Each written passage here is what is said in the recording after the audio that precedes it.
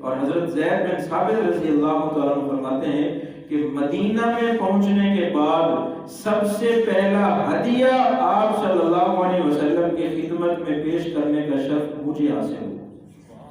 جیسے ہی آپ جا کر بیٹھے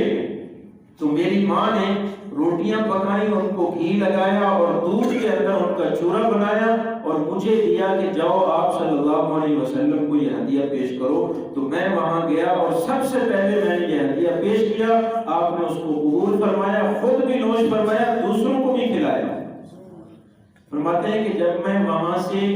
ہدیہ پیش کرنے کے بعد جانے لگا تو ایک دوسرا بندہ بھی ہدیہ لے کر آ رہا تھا، یعنی سب سے پہلے میرا ہدیہ تھا، بعد میں دوسرے ہدیہ آئے، ان کو بھی آپ نے قبول فرمایا۔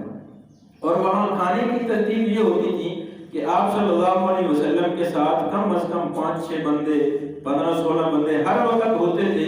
جو کھانا کھاتے تھے، اور انصار نے اپنی ڈیوٹیاں لگائی ہوئی تھی کہ آج میں کھانا دوں گا، اگلے دن دوسرا کہتا کہ میں کھانا دوں گا۔ وہ اپنی باری کے مطابق وہاں کھانا آپ صلی اللہ علیہ وسلم کو پیش کرتے تھے۔ حضرت ابو ایوب انصاری رضی اللہ عنہ جو میزبان تھے وہ بھی کھانا پیش کرتے تھے۔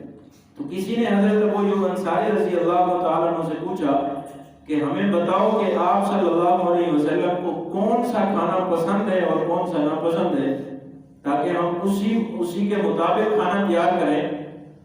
تو حضرت ابو ایوب انصاری رضی اللہ تعالیٰ عنہ نے یہ فرمایا کہ آپ صلی اللہ علیہ وسلم نے آج تک کسی کھانے کی فرمائش کی نہیں ہے